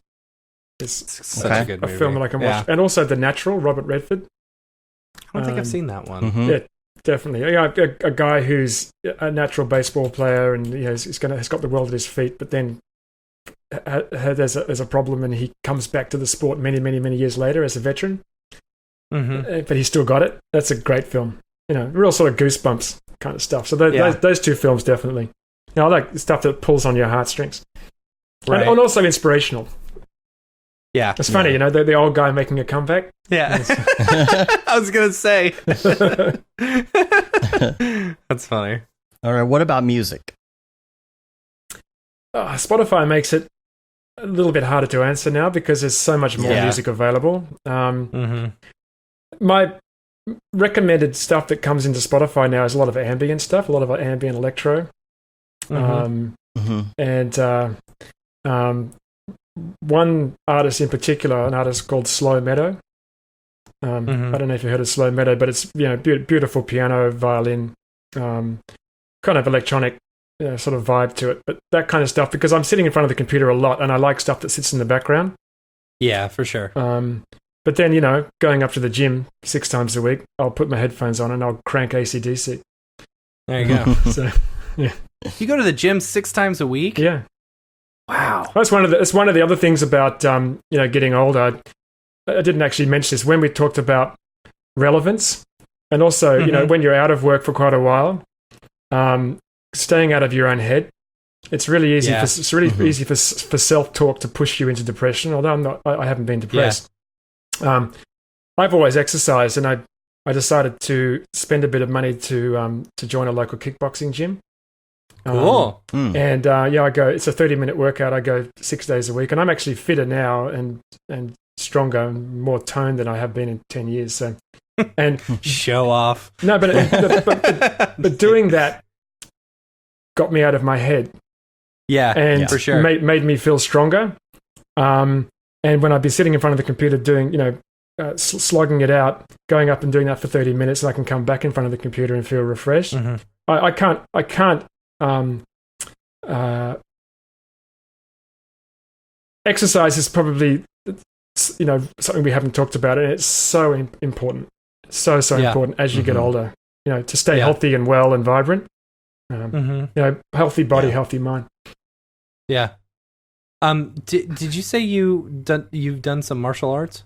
Oh yeah, I did taekwondo as a kid, and then I did lived in Japan for a couple of years and did jiu-jitsu in Japan. Okay. This is well before UFC, that kind of stuff. But these days, I get too injured if I sparred, so I just for sure. I just kick the heavy bag and skip and do all that kind of stuff. Cool. What about TV show? At the moment, I'm watching Morning Wars on Apple TV Plus. Oh yeah. Oh yeah. Yeah. How is it? Very, very good. Yeah, it's well acted. I told you if Apple does something, they're going to do it right. Tell you what, ensemble cast. Reese Witherspoon's amazing. Yeah, and also it's beautifully shot. It's beautifully edited. Another thing I also watched recently, which I was quite surprised about, was very well made, was Queer Eye on Netflix. Queer Eye in I've heard good things about that. Queer Eye in Japan, and you should watch that from an editing perspective, because these guys don't speak Japanese, but it's edited in such a way that you always feel that they're having a direct conversation with the person they're talking to in Japan, even though the Japanese person's speaking Japanese and they're speaking English. So there's a translator behind the camera. You never see the translator. You never hear the translator, but it's edited so cleanly that you get a perfect conversation between the two of them. It's really well. It's really well done. Like I kept saying to my wife how good it is. I'll have to check that out too. I saw the. I've been watching that other one on Apple TV Plus. The one about if the space race never ended. That's right. It's done in a style of all your for all mankind. Yes, but it's done in the style of the older, not older, but just like the space movies, the classic space series shows. It feels like that same style like you would get from Apollo 13 or The Right Stuff, or one of those shows, or like the HBO series on this actual space race, but it's fictional. So it's kind of cool. All right, the next one. What about podcasts? Do you listen to podcasts? It's funny, I rarely do. I did. It's, probably know why. I didn't think about this, but I'm so consumed by what's happening in US politics, and I have been for the last 3 or 4 years. As an American, let me just apologize. It's fascinating. Because really, it's only just like 30% of our stupid population that is even supporting any of the crap that's going on over here. I get that, but I've been introduced to people like Rachel Maddow and a lot of the different cable hosts, and it's fascinating. I find it really interesting when they look back at US politics in the past and how it relates to what's happening now. Now I was watching House of Cards season 3, and I got like 2 episodes in. I said, this is ridiculous because what's happening in real time now is way more interesting. Right. So I do tend to. I don't know about interesting, more like to you it's interesting. To us, it's terrifying. Yeah. Well, it is terrifying. Obviously, it's terrifying, and the things I call Trump, when I actually mute him now because I'm so sick of his vitriol. Yeah, the stuff that guy spews is unbelievable. And if anyone who doesn't understand what's going on with Trump, just watch some of the stuff that he's done in the past. Look at some of the historical stuff. It drives me mad, but it's fascinating. Mm-hmm. So I tend to kind of listen to that while I'm working. I probably should watch more podcasts, but hey, I am 54. What about plugin? Plugin's a good one. Favorite plugin, yeah. Yeah, the stuff that I've found extremely useful lately in the work that I've been doing is Mocha Pro. Oh, yeah? The Pro version of Mocha. I don't know if you guys have used the Pro version of Mocha. But I don't think so. Maybe once. Yeah, or something. But I use the After Effects one is great. Yeah, it's so good for what it is. It's really come a long way, and it's saved my ass on a few jobs. You talked about tracking before and not being able to use Apple's After Effects removal tool, and I couldn't either, and I had to go back to Mocha, and it just really helped. So having that has been really useful. But as far as general plugin packages, I always fall back on Sapphire. I was gonna say, I have a feeling you're a Sapphire guy. Always, because I'm so used to it that when I'm at somewhere that doesn't have it, I'm thinking, I can't call on these great effects that I use regularly. Yeah, I don't know if you guys know, but I got like 500 presets that installed with Sapphire that I created. Which is great for me because when I was asked to do presets, I just made stuff that I thought was really useful. So when I'm at a project, when I'm at a job, I just call up my own presets. That's funny. That's awesome.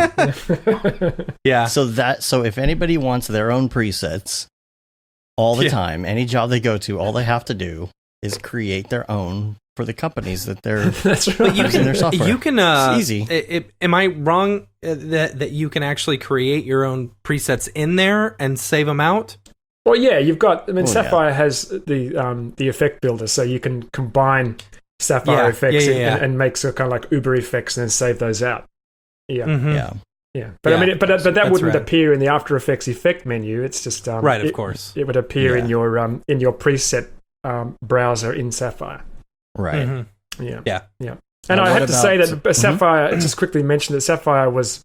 Obviously, GenArts was bought out by Boris Effects. Boris, yeah. And people wondered whether that would change Sapphire, but it's the same team that's behind Sapphire as it was before. And if anything, Sapphire I think is improving.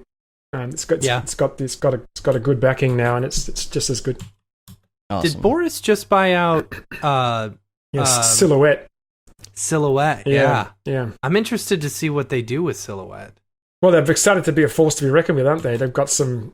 Yeah. I mean, look at how Mocha has grown since they got a hold of it. They really are showing their cards as far as what they plan. Yeah. Now, headphones. Are you a big headphone person? Or do you just use whatever? What are you wearing right now? I just use Bose. Yeah. They're getting a bit ratty. I'm not a big headphone guy. Yeah, I love my Bose though. It's great. What about website, or recently we've been saying app. Like, what is your go-to app on your phone? You pick up your phone. Oh man, let me have a quick look. Let's see. What's my go- like that muscle memory when you just are automatically clicking on stuff. Jago Motion in the Slack or in the chat says, what did you recommend for Windows backup software? It's Acronis True Image. Oh, okay. Cool. Yeah, Acronis True Image. Yeah, I can't talk highly enough about that. I'll have to check that out too. Yeah. Yeah, listen, guys. Just got a. I'm not a big on apps either. I just got an iPhone. That's all right. This is a new iPhone, but I had to get it because my son needed a phone. So what we do is when anyone needs a phone, I get the latest one. Then they, Yeah. So he got my wife's phone and she got my phone. It was a big shuffle. But to me, it's a brand new phone, but it's just a phone. Yeah, my daughter made sure she made it clear that Santa Claus is going to bring her an iPhone 11 Max this year for Christmas. Yeah, Santa Claus must be loaded. So I gotta figure that out. Okay. The last one is your favorite life hack. Do you have a life hack for us? That's a hard one. Yeah, well, you mentioned life hack or book. I don't know if I have a life hack, but there is one book that I found has kind of changed my life somewhat when I read it. That was A New Earth by Eckhart Tolle. I don't know if Eckhart Tolle released a book before that called The Power of Now, and it's the whole concept of being in the moment. And A New Earth was amazing because it, for the first time, helped me to understand that we talked about before, self-talk and being lost in self-talk, but it helped me to understand that I'm not that. My presence is beyond what I'm thinking in my head, which immediately allowed me to, when I'm thinking about something, realize that I'm not in the present moment. And it sounds simple, but it's incredibly complex to be able to change, your thinking patterns. But understanding that I wasn't my thoughts allowed me to really be able to not get depressed, to be to be in the moment, and even when things get really difficult, is to break that pattern quite easily. And that book was instrumental in that. I'm gonna have to check that out. Cool. It's the ultimate life. It's the ultimate life hack. As soon as you realize that you're not what you're thinking about, everything changes. It was on Oprah's book club list. Yeah. She did a big thing with him, a whole bunch of shows. But it really is. If anyone reads any one single book, I would suggest that. And he's not anti-religion. He talks about different religions and Jesus Christ, and it makes a lot more sense. I'm not religious at all. But being able to be in the present moment. If everyone could do that, then we'd have a much better world. Yeah. Cool. Well, we appreciate you being on. It's man. And You're working welcome. out the time with us because it's early there. It's late here. We're fixing to get ready to head out on that early flight for Colorado. See EJ. Yeah. Fantastic. What's the weather like there? We'll say hi to EJ for me. Yeah, We totally. will. What's the weather like down there? It's very hot. It's about that's about 36 Celsius today. Jeez. And we woke up this morning with like a fog, but it wasn't fog; it was smoke. We got about 100 bushfires, or more than 100 around the state. So literally, it's 96.8 Fahrenheit. Yes, so there you go. So so it's climate change, fellas. That's what's happening. Yeah. Yay! Yay! Yeah. I just wanted to remind everybody that we're gonna have a bye week next week. We're not gonna do a show because in the US it is Thanksgiving week and everything pretty much shuts down for the week. Yeah. And we need and some let's time face off. it, We got you projects. wouldn't. We see the numbers. Y'all don't listen on Thanksgiving week I know. anyway. I know. It takes a nosedive. Yeah, so we're just going to take a little time. We've got a lot coming up in the holidays, though. We're going to power through the holidays, you guys. We got 4 awesome ones lined up. Oh, we got already, more right? than that. Let me tell you. Okay, how could they be more awesome than this one? Well, that's I know, true. right? That's true. We'll try. You've reached peak awasomeness. Yeah, we'll try. We can never. We'll chase the dragon. See if we can. It's all downhill from here. Ooh. Yeah. So Nydia Diaz is going to be on. Let's see. After the Thanksgiving week, so 2 weeks from now. I can't believe that we're already to December at that point.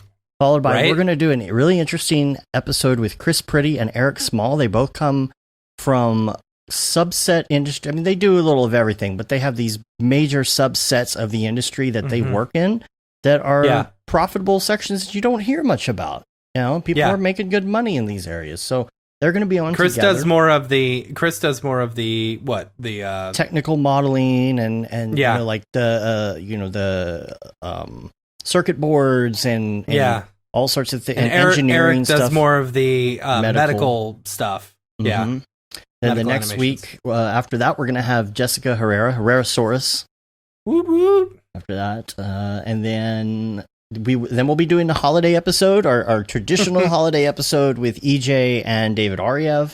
That'll be a lot of fun. That's just kind of a goof around episode, but it's always interesting to have people. That might call be in. be a call-in episode. Yeah, that'll be a call-in episode. That'll be fun. I'll have my scotch, you know. And then after that, Victor Dimitrov, he goes by Weight of Thought online. You would have seen him at SIGGRAPH, this last SIGGRAPH. He also spoke at the Vancouver? Yeah. I think so. I think. One of those. Yeah, or Toronto. 3D motion. Yeah, 3D design plus motion. Also, Russ is going to be on the week after that. And then Brienne Gag. And then we don't have the date set, but soon after that, Sakani Solomon will be on. So we've got a really, really great lineup. So we hope everybody will check it out. You can rate us on iTunes, leave a review. It helps get our ratings up. You can also subscribe on your podcatcher of choice. Make sure you sign up for the newsletter. That newsletter goes out once a month now. It's got some nice little bits of information about meetups and things we're doing and all that kind of stuff.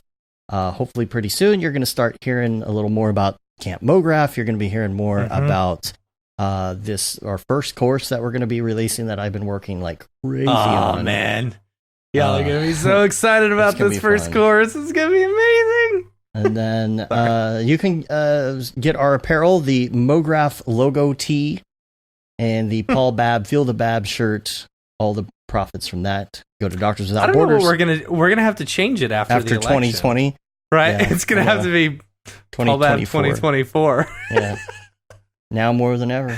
The Render Things t-shirt, hoodie, and long sleeve tee. That's like classic. We'll always have that one out there. And then the That Render is Fire shirt, which you can only wear ironically. And we're on Facebook, Twitter, Instagram, Periscope, YouTube, Mograph.com. Make sure that you subscribe to this channel. If you are on our old channel after the first of the year, you will not get any updates. There will be no more streams going to it. It's all gone. We're doing that for the stragglers who have not signed up yet. So make sure you subscribe to all the things. Yep. All the things. John, if people want to get a hold of you, where can they find out more information about you and everything you? Yeah, just go to motionworks.net for now. For now. What about the Twitters, the Instagrams, the Facebooks? Yeah, Twitter's probably good too, at Motionworks.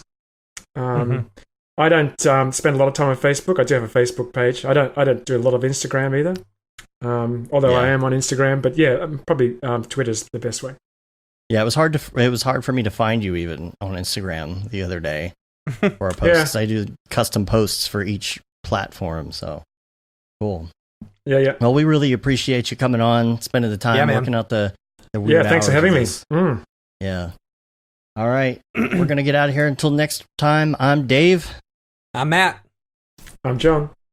Have a good one. Later, yo.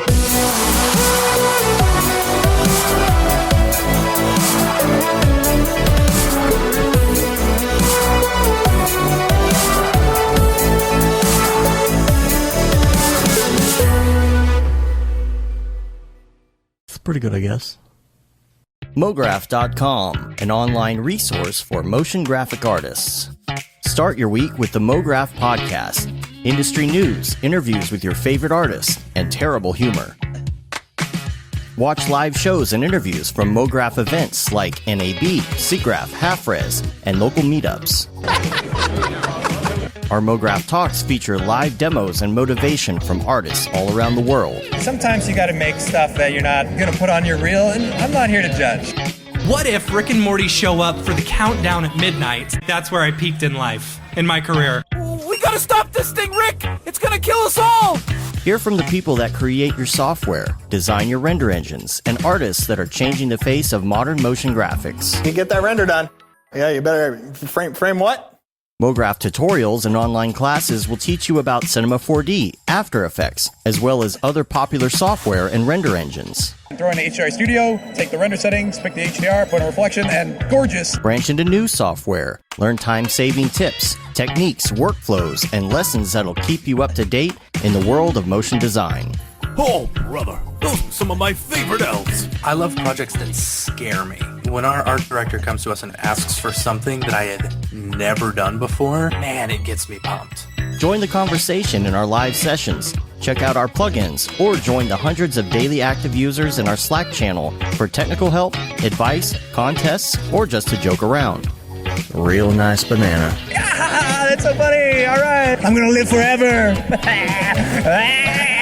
Subscribe today and get the latest updates on our YouTube and other social media channels. Take all your dreams and just do it! We don't care how you get here, folks. Just get here. Subscribe to Mograph.com.